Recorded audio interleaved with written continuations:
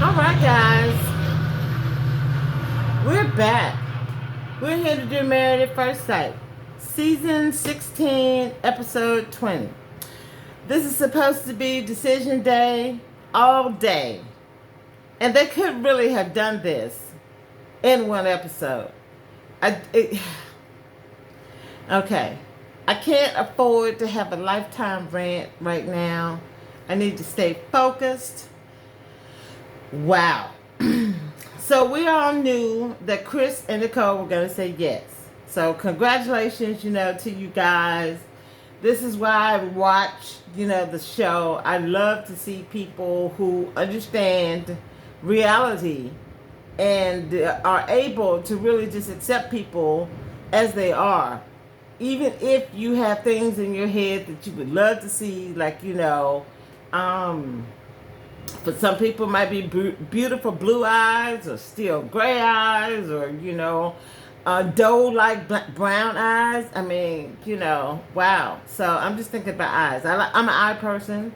But anyway, if that is what you say that, you would like to have, if you get it on top of a good person, then shoot, you didn't hit the lottery, But you also have hit the lottery if you find a person that is willing to, again, accept you and allow you to be who you are and still learn and grow, with each other. So I'm thinking about Kirsten, Airris, who is it? I know Kirsten and Airris, at the forefront of my mind because they both played this. They both. We know that Airris has played this wrong because they allowed Jasmine to go first. Thank the Lord Jesus. Well, I really felt happy. I mean, I just felt a level of just deep bone satisfaction. I felt some deepness when that girl said no. Oh, wow, it felt so good. So I could just imagine how it actually rubbed up against Airris like a burr in his shoe. Oh my God, this boy, he is retarded. And, he is exactly what I heard him to be on the honeymoon. What it is, my ears and my eyes have done it for me again. He did not. And I'm hopping all over the place. So just, ride with me, on this one. It's the same thing with Kirsten. I don't even know what possessed her to say yes. I think it was fear of maybe thinking, she kind of didn't want to go back out there because that's kind of what I got from her at that last episode when I was like, okay, who is this person in front of me right now? I got some fear out of her, and I don't know why. I don't know where it's coming from, and I'm always wondering if they're getting feedback because at some point in the season, aren't we watching it? Aren't we all watching it at the same time? At some point, like you see them on the after show, something has to be happening simultaneously. And I'm just kind of wondering, when they're talking to us, I might actually go back and watch the after shows now that I'm at this point in the process and see if there's anything else that leaps out at me that I didn't see, before. So that's actually something, to think about. I'm thinking out loud, right now. But yeah, I don't understand why Kirsten said yes. I'm thankful that Jasmine said no. I think that Shaq is going to say yes. If he does say no, it's not like, even though I would disagree with him, and I'll tell you why. Even though I would disagree with him about saying no, could I understand why he would say no? Yeah, I could see that. Being at the level of knowledge, that he is. So, my thing is, if you go back and you look at that video where she's giving her answer, that's like the last one in this week's thing. He says that he hasn't always fully communicated, himself. So that in itself should give grace. There should be a large amount of grace that they have to give each other for their communication. Because Shaq is a horrible I didn't see it. His communication could have been so much better. And I'm going to say it that way because he knows the most. And he was talking in circular just like she is. They both are in this circular pattern of thinking that they're communicating themselves only to just turn around and completely go against everything that they just said. So the fact that if he's using any of that to say that he wants to say no, then I think that's unfair, to her. As jacked up as Kirsten has been this season, okay? Y'all all know, everybody's like, oh, she hates Kirsten. Oh, she's a hater. I actually had people call me a hater. But anyway, just the fact that, he's just as ignorant about life as she is. And this really is an opportunity for them to turn into two people who can learn each other and then learn, the path that the Lord, has given them the opportunity to have. So it would really be, and for me to be able to say that about these two, because, like I said, if he said no, I get it. Because Kirsten came in there ridiculous. Nobody wants to be bothered, with that kind of mess. She came on a reality show, So you don't come on a reality show trying to act like you dating somebody. Girl, this is your husband. You're going to have another mindset. That whole mindset she brought into this marriage was ridiculous. And now she wants the guy that she met at the altar. And he doesn't exist anymore. And he doesn't exist anymore because what is it? When you take an egg out of the shell and you denature. So he was the egg that was in the shell. And then what she did was turn around and take it and cook them. She fried him. And now she wants the egg back in that shell. Girl, that's never going to happen. Humpty Dumpty has fell off that wall, girl. He ain't getting back up.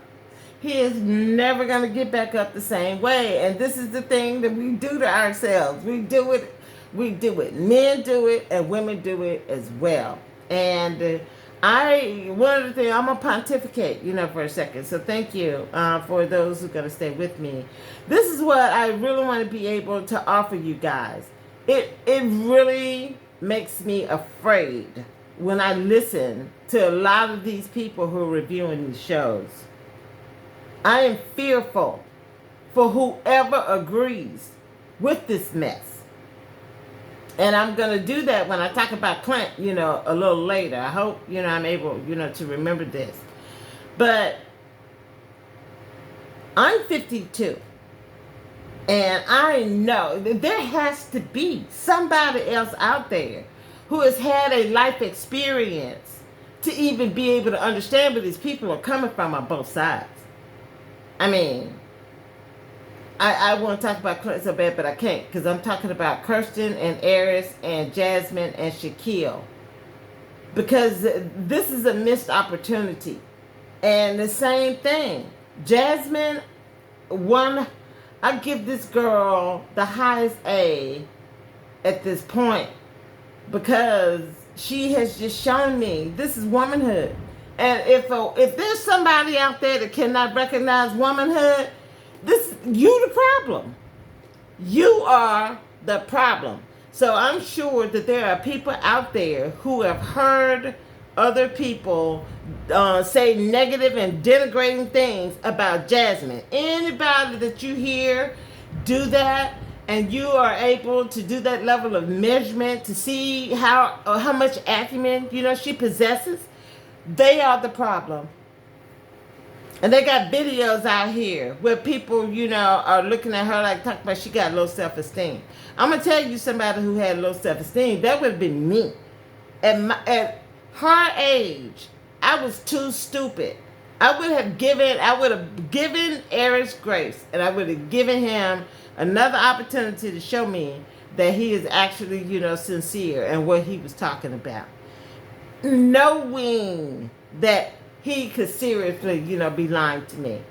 And I would have made the wrong decision. I am so proud of her. My heart overflows for Jasmine. She is the kind of woman that I wish I, had the opportunity, to have grown up to be. So I'm going to tip my hat to her mom and her dad. And I am going to pray that the Lord continues to keep his hand over this girl. That she is my sister in Christ.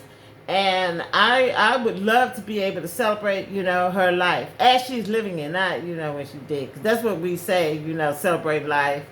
And our community is, when you're dead. No, we want to give the people the flowers, while they're still alive. And, she is just the kind of human being, that I wish, that I could have grown up, to be. And I just tip my hat, to her.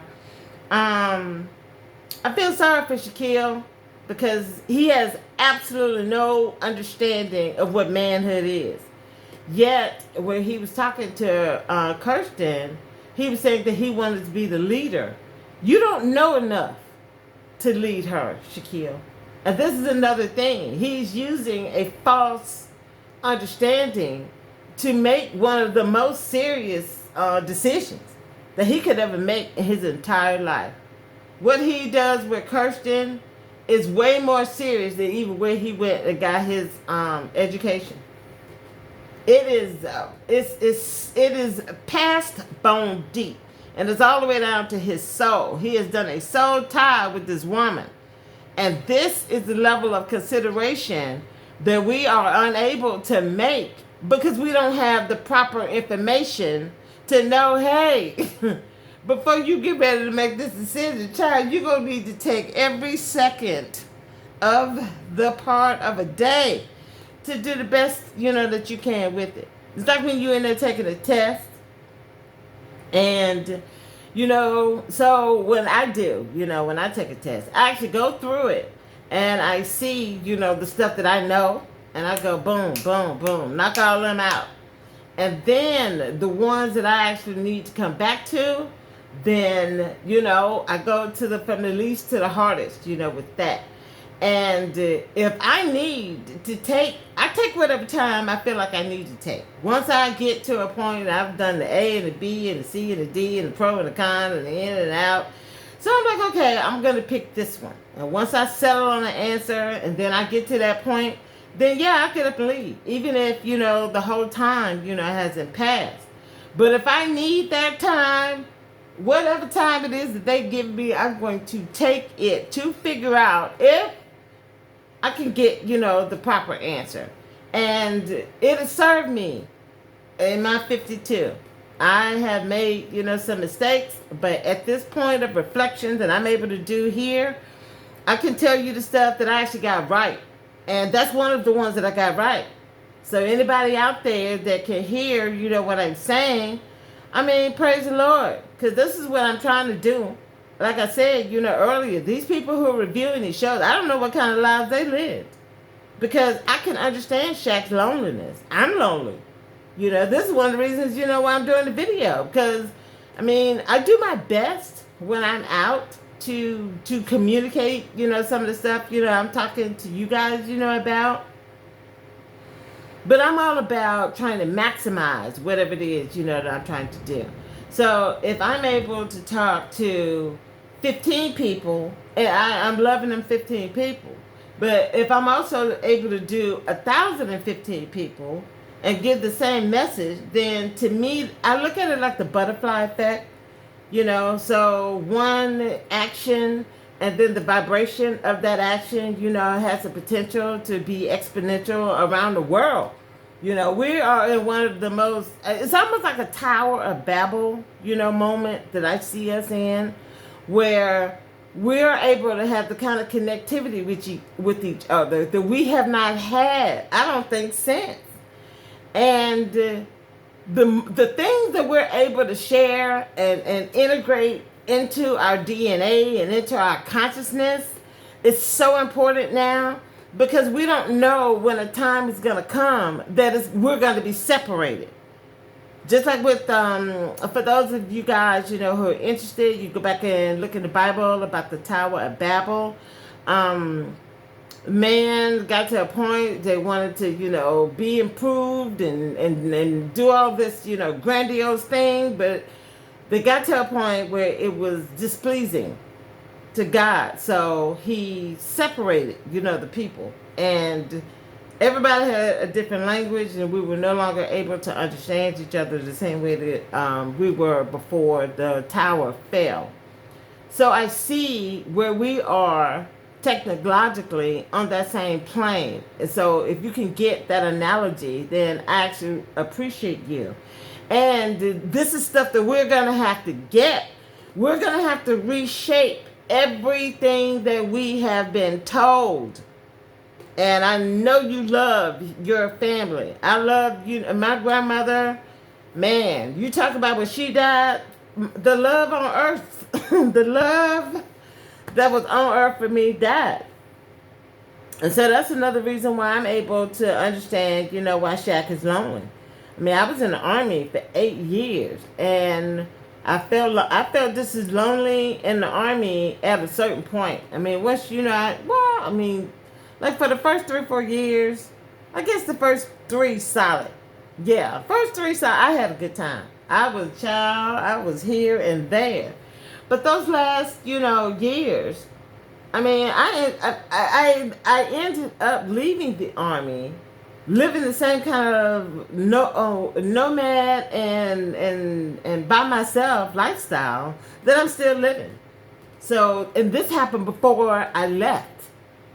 So this is like a dynamic I've been in, for years, because I got out of the Army in 98. And this is the I don't even know how to explain it. It's like what I'm thinking about as I'm talking to you is like a jet stream, because I'm looking at this weather, that's in front of me, and how it's just in that river of air that just is just what it is until it runs, its course. And hopefully I'm turning a page and moving into a new course, because I'm sick of it. I'm sick of being on this wheel, of confusion and anger and resentment. And I think that Kirsten is really lucky that Shaq doesn't resent her for how she treated him at the beginning. And same thing, with Jasmine and Airris. Airris really needs to be, thankful that Jasmine does not have resentment for him. And he doesn't understand that. And that's what I was talking about earlier in one of the other videos. So for y'all to get, tidbits and stuff, I look at my analytics and it says that I'm only getting maybe 4 minutes of people's attention. So sometimes I don't announce that I'm doing story time and stuff in the video. So if you don't hang in there, then you miss this kind of stuff. But anyway, so it was what I was talking about in the other video, in a video previously, about the cloud that I see over Airris. And he thinks that he is too cool for school. This joker, his energy, he thinks that what he's doing by these self-affirmations and all of this new age, thinking, I smile at myself in the mirror and I hug myself 5 times a day. If he ever wakes up, he's going to look back on that and know how stupid, he sounds. I know he thinks he's being really intelligent and using a part of his brain that he thinks that most people, aren't using. And I get that logic. But yeah, this is not Airris. Because he's lacking so much knowledge that his level of confidence, it doesn't match. His level of confidence does not match what he knows. And he doesn't know that. And it really kind of goes into, I guess, how people become narcissistic and how they become so self-aggrandized that, I'm at the top of the mountain, which I don't even know if you up half of it yet. And the humility. This is where the humility comes in, because it's like you have that level of awareness and appreciation. Like, I'm really thankful for what I know. I ain't lying, child. You talking about a lost soul. I done had people sit down and take my hand and and show me, things. 90% of the stuff that I got, I had to go out there and go get it the hard way. And please, guys, please,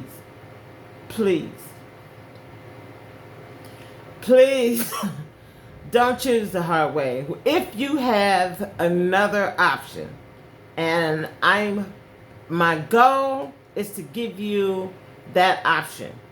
Stop, think, go research, pray, look for wisdom, look under a rock, ask people, do whatever it is that you need to do to get the information, so that when it's time for you to make that decision, you have done the work and you have given the effort so that you can make the best one for yourself that you possibly can.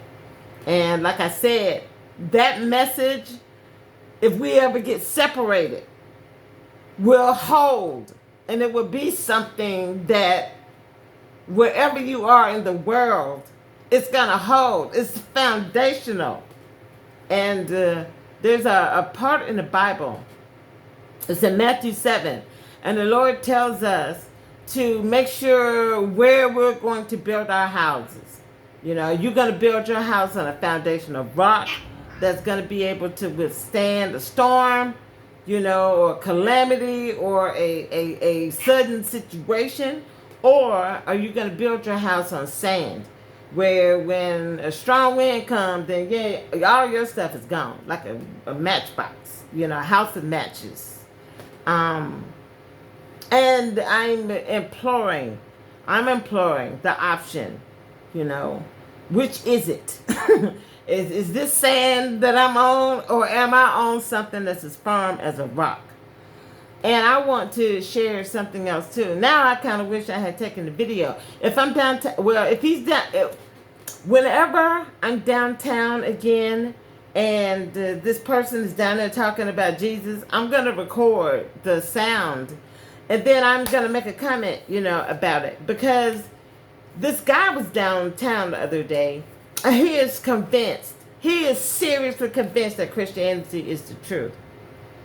So much so that he's using his precious time to go out there with his microphone, his little karaoke machine, and so that he can go out there and proclaim, the word of the Lord. It breaks my heart. It was hard for me to sit there and listen to him, because I knew exactly what he's trying to do. He's trying to give his life over to the Lord, but he's giving out information that's not true. It's not true. I mean, you talking about heartfelt. I felt it. It was so uncomfortable. I could not wait until I got up around there, to tell you the truth. And I don't think I've been that comfortable. Well, I guess the parts that I liked is when he and I actually agreed on scripture, So I'll try to put that part in, so I try to get it long enough that I get the whole thing. Because he does understand, a part of scripture. And that was, the best part. But then, child, that joker was like, if you can't hear the truth and this, that, child, you can't hear the truth.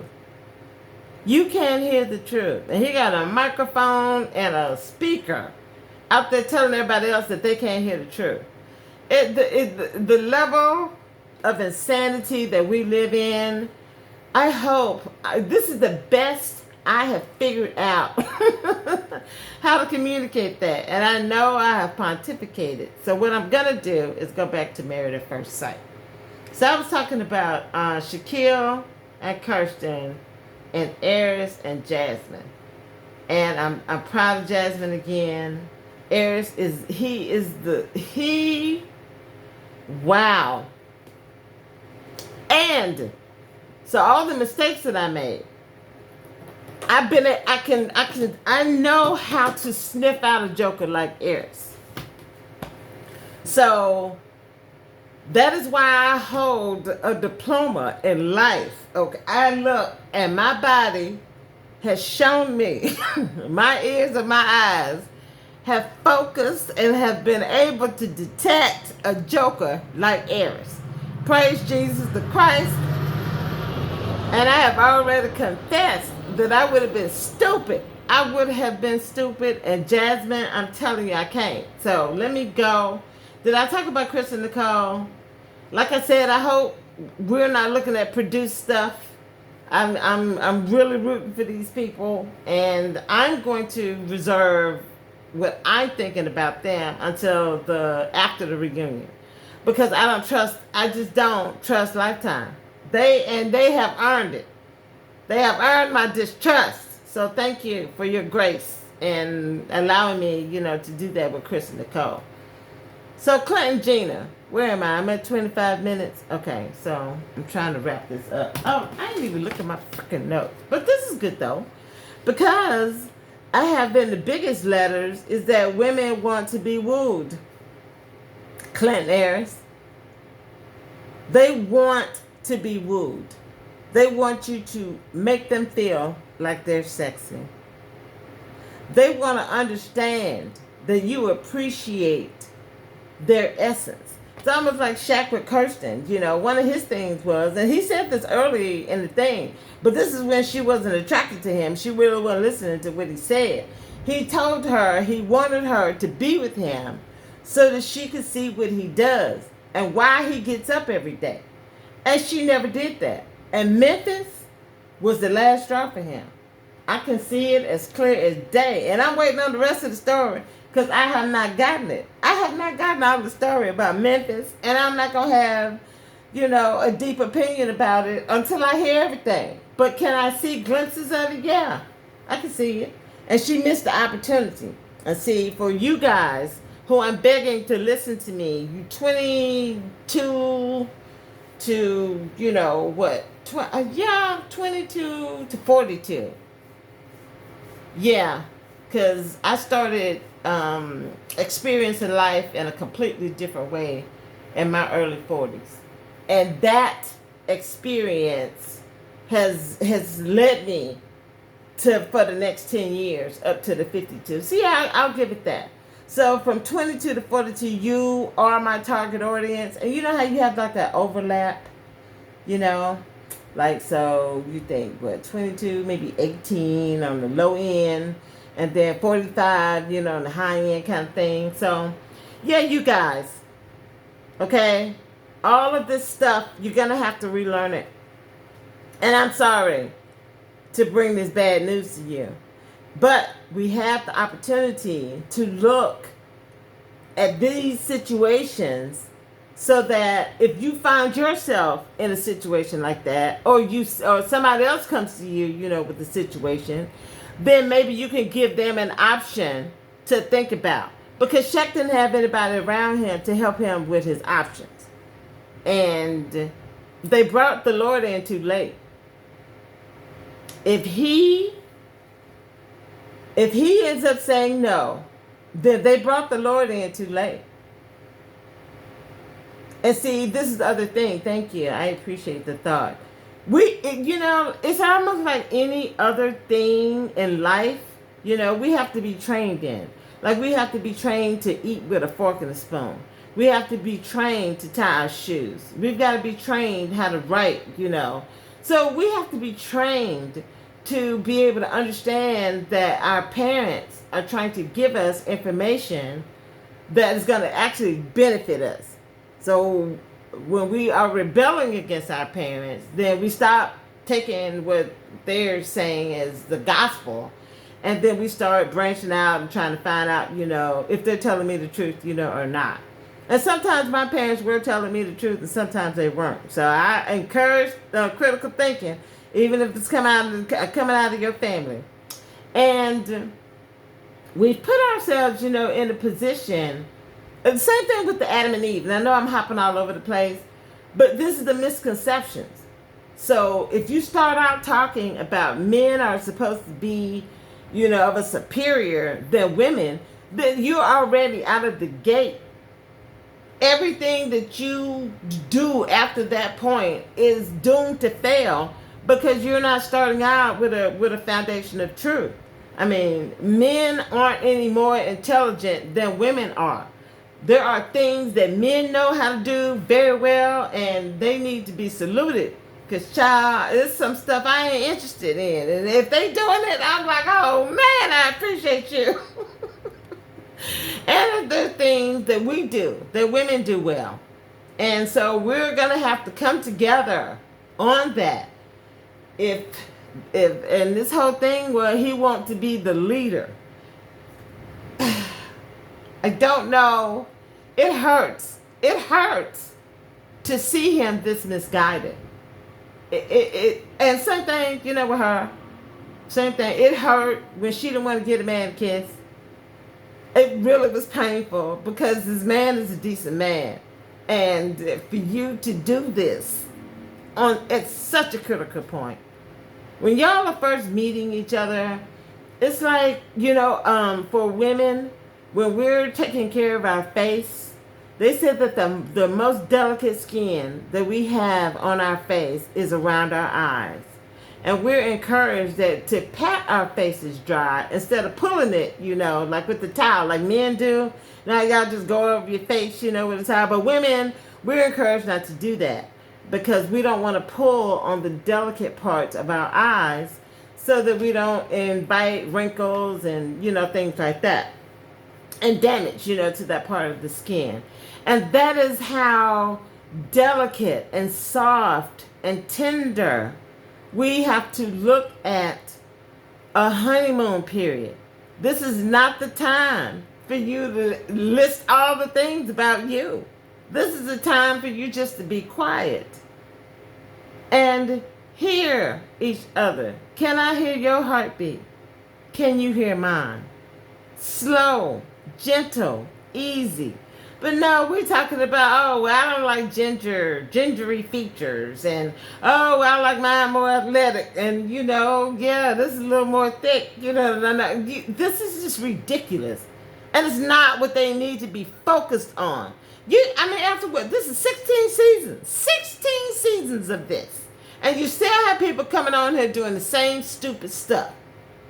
And this is the part of why people don't want to watch the show anymore, Lifetime.